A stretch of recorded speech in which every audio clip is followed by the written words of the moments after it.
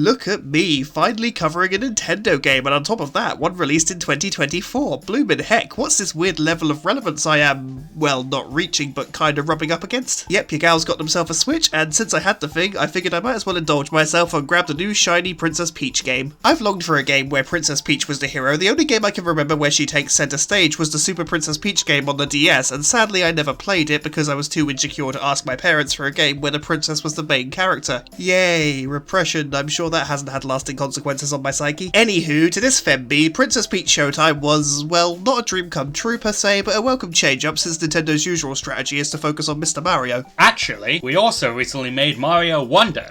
Oh.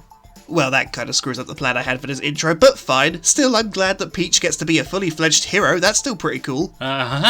Totally. Wait, she is the hero, right? Of course, we wouldn't make a Princess Peach game without Peach being the hero. That would be silly. So she saves the world? She saves the theatre. Oh.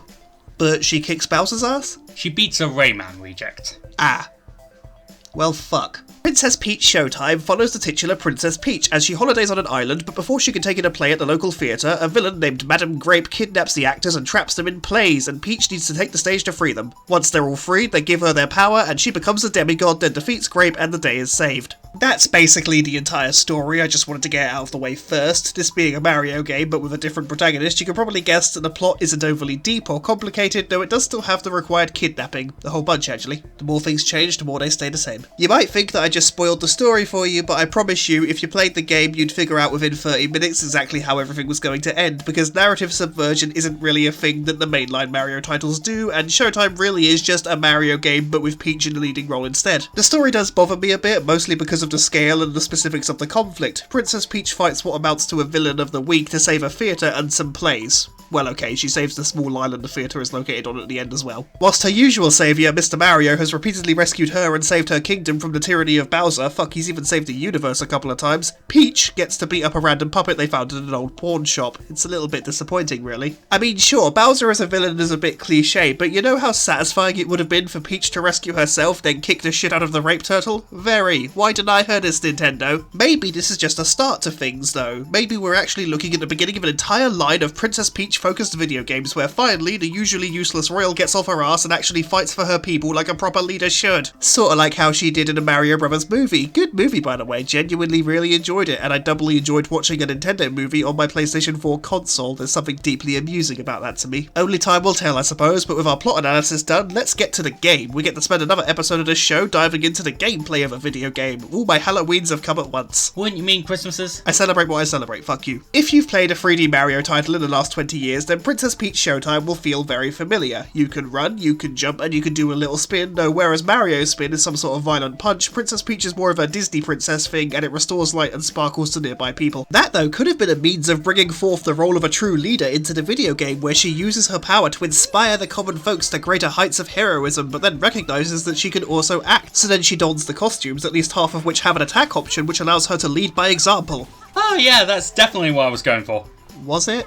I don't know, maybe going chips. The main gimmick of the game is that Princess Peach takes over for the absent leads of several plays, dressing in the costumes and gaining the abilities relevant to her current role. The sword fighter sword fights, the patisserie bakes, the inspector inspects, the mermaid mermaids. And each level is built around the mechanics of the costumes. Think along the lines of Balan Wonderworld, only not designed by a fucking moron. If you've never heard of Balan Wonderworld, then actually, no, you know what? If you've avoided it up till now, I won't destroy your peace of mind. We can just continue to pretend it never happened. I really like the costumes, both from a mechanical standpoint and from a Princess Peach dressing up like this is awesome perspective. I like seeing people in cool outfits, okay? I have my favourites for sure, but in general, I love the idea of taking on the role of different heroes with different skills and obstacles to overcome without ever leaving the title character. It helps that video game Peach usually has little discernible personality because, let's be honest, outside of the RPGs, she's never really needed it. She's always been little more than a prop, a reason for the horny plumber to think that taking on a fire-breathing tortoise dragon Hellspawn was a good idea, rather than just letting him eat her and establishing democratic elections. Fuck your royalty mushroom kingdom. Sorry, where was I going with this? In Showtime, she, well, smiles and giggles sometimes and then occasionally looks determined. That's basically her entire personality. She's pretty much every silent protagonist ever, only this time she has a couple of words that she might sometimes say while posing in costumes. This, however, allows her to disappear into the roles in question, which I don't think the devs intended all those years ago when they made the character, but I can't fault the utility. By the way, Nintendo, if you're looking for ideas, then I would play a whole game where Princess Peach is a ninja. You've got a foundation here. Let's see what you can add to it. Gimme My Princess Peach Ninjutsu Adventure. The different costumes appear in 3 levels each, 2 in the main theatre and 1 in the basement, which unlocks when you complete stages 1 and 2 of a costume. Beat all 3 stages and you freed a sparkler actor who was kidnapped. I should mention that these little people running around are called a sparkler, I guess, and as far as cute characters go,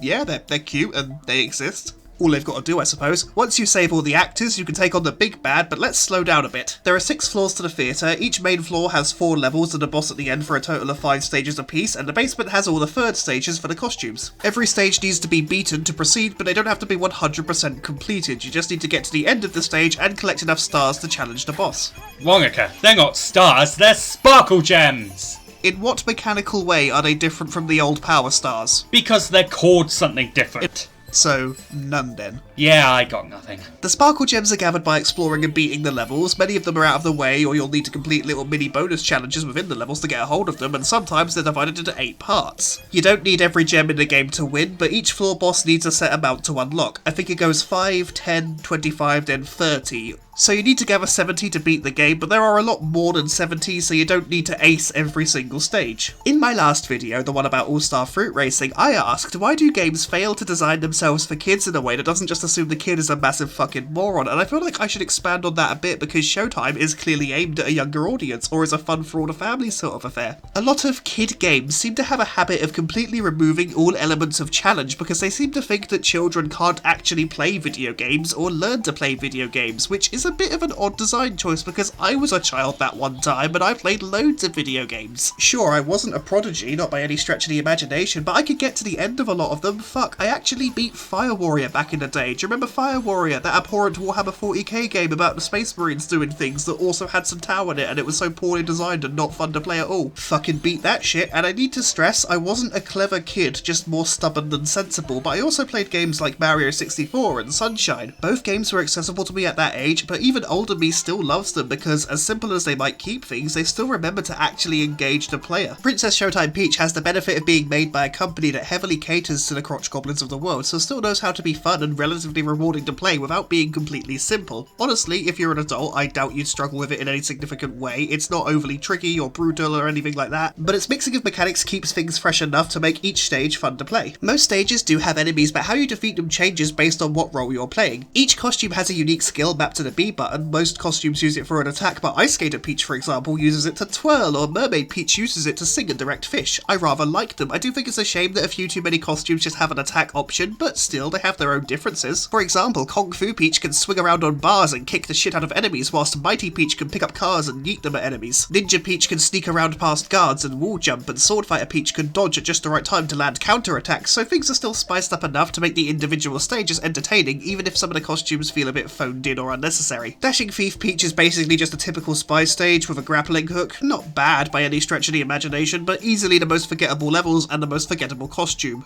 Dashing Thief aside, I quite like all the costumes. They're all interesting enough and have their own neat little design elements. I love how Cowgirl Peach has little cattle horns on her hat, it's boss. I love how Patisserie Peach does this little dance when she's standing idle and has little hair braids. I think it's really cool looking. I think the two costumes that I'm the least enthralled by are the aforementioned Dashing Thief costume and the Mermaid. Both just don't really inspire any thoughts in me. Moving on to the stages, I quite liked a lot of them, but my favourites were the ones where you rescue the actors themselves. They were usually fun little gauntlets that made sure to test all of the skills you'd been honing with your costumes, but sadly Peach doesn't use any of these costumes in the main boss fights. No, instead Peach wears whatever dress you bought her at the little shop, or just her default dress if you completely ignore the little shop, and she usually just deflects enemy attacks back at them. Now, the boss fights were not bad, I wouldn't call them that, because even if they don't make the most of the variety of mechanics the game has to play with, they're still interestingly presented and some have some spectacle to them. I actually rather like the final fight with Madame Grape as Peach becomes a space god and shoots stars and lasers at her. Not overly difficult, hell it's actually easier than a lot of the main stages, but I still found it to be fun in its own way, maybe because I'm a sucker for a long sparkly dress and princesses that can shoot lasers. Yeah, that probably contributed. The main bosses though, they aren't really the climactic final confrontation of each floor that they should be, they're just a usual do a thing 3 times then win. I wish a bit more creativity was put into these mechanics. Maybe the boss fights of each floor could have 4 stages of Peach, and each stage uses a different costume that you've been using on that combat floor. Sure, that would mean that all stages couldn't revolve around combat, but you know what, that's fine. A boss fight, despite the name, doesn't necessarily need to be combat. You could argue that racing games have boss fights in them when you have to defeat a certain character in a race, but you don't defeat them by destroying them, you just defeat them by winning the race, you get me, right? A boss fight is basically the exam, the final test of a level or area to see what the player has been learning. If a game doesn't have combat mechanics, then its version of a boss fight would be defeated in another way,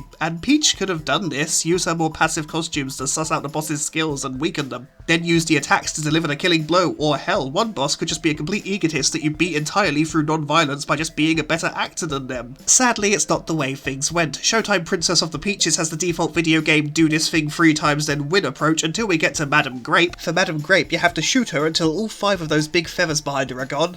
And you have to do that 3 times, then win. Well, actually, no, you don't win quite yet. Then you get to stage 2, where you have to shoot her in the face with lasers until her mask breaks 3 times, and then you win. So, yeah, it's just do a thing 3 times and win, just twice. So, 6 times and win, I guess. I don't hate it, it's just a really uninspired mechanic. I do like the presentation of each fight and how they're all themed around theatre equipment, but if you do mess up any part, you're often not risking damage, instead you're risking having to wait for the boss to do that thing again so you can deflect the attack back at them, which means just waiting for like 30 seconds and maybe jumping a bit. One fight needed me to direct my sparkle upwards, but the game didn't actually tell me that I could aim my sparkle at any point, at least I don't think so anyway. I don't remember it ever being brought up or being relevant before this fight, or ever after this fight actually. Since Peaches isn't in costume for any of these, all she does in these boss stages is use her new magic ribbon buddy to deflect the balls of badness and then shoot sparkles at the enemy cores of badness to make them less badness. Oh, and speaking of the ribbon, it's like the little star fella in the Mario Galaxy games as it serves as a guide and a power boost for the hero, but this one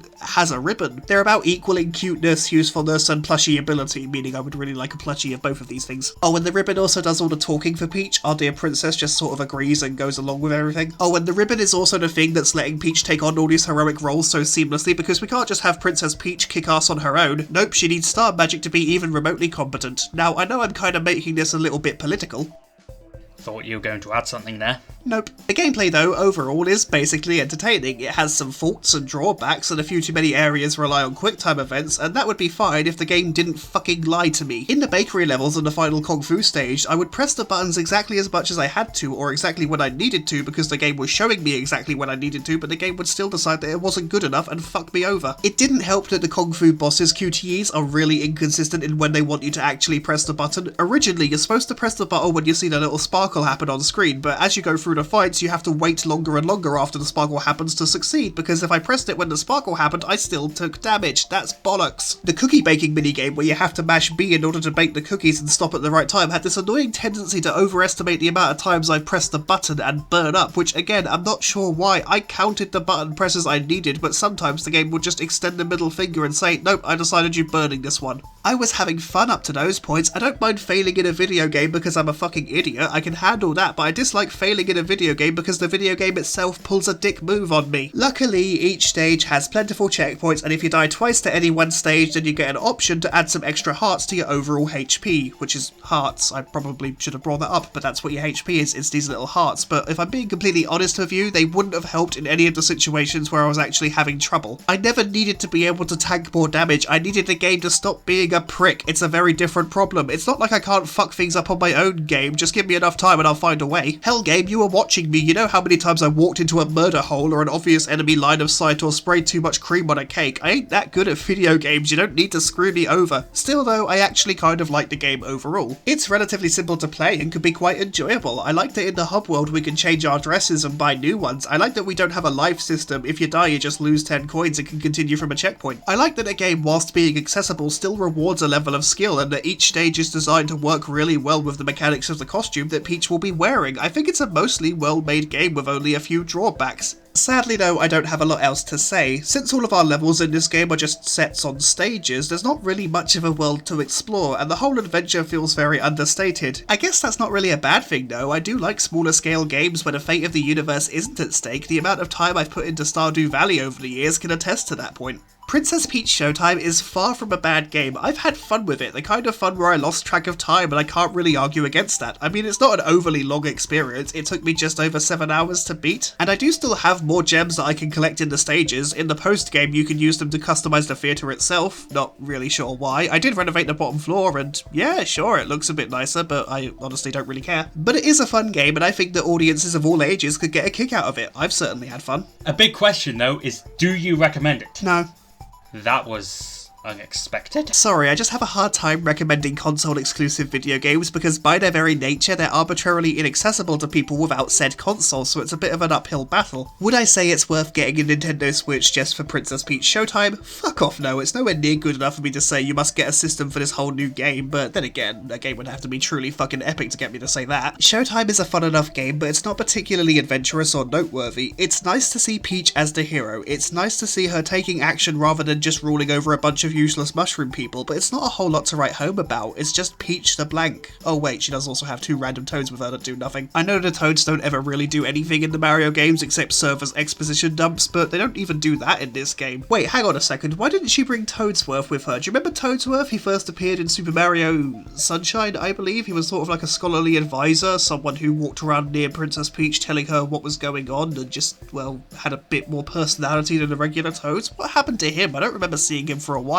He wasn't even in the damn movie. What's going on with that, Peach? Why have you left out your little advisory boy? And speaking of things that don't make a whole lot of sense, hang on a second, how do the mermaid actors work? There's no strings or anything, which you usually see when people fly in the game. Oh wait, even Peach's superhero costume doesn't have strings. I thought we were in plays, Nintendo. My immersion, she is ruined. For real? Nah, kid, none of this is really a big deal. In truth, I don't really have anything left to praise about or criticise the game for. It's fun enough, but not exactly show-stopping. Definitely not worth the 40 quid asking price in my opinion. Maybe 25 would have been better, but still, I didn't have a bad time with the game. And if you do have a Switch and the game goes on sale at some point, then I'd say go for it. You could do so much worse. I hope you enjoyed this video, my loves. I presently have no ideas for what I'm going to do for the next one, so we'll just wait and see what happens. I'm going to browse the store later today. Anyway, thank you so much for watching once again. I love you all so much. Take care of yourselves, and we will see you next time.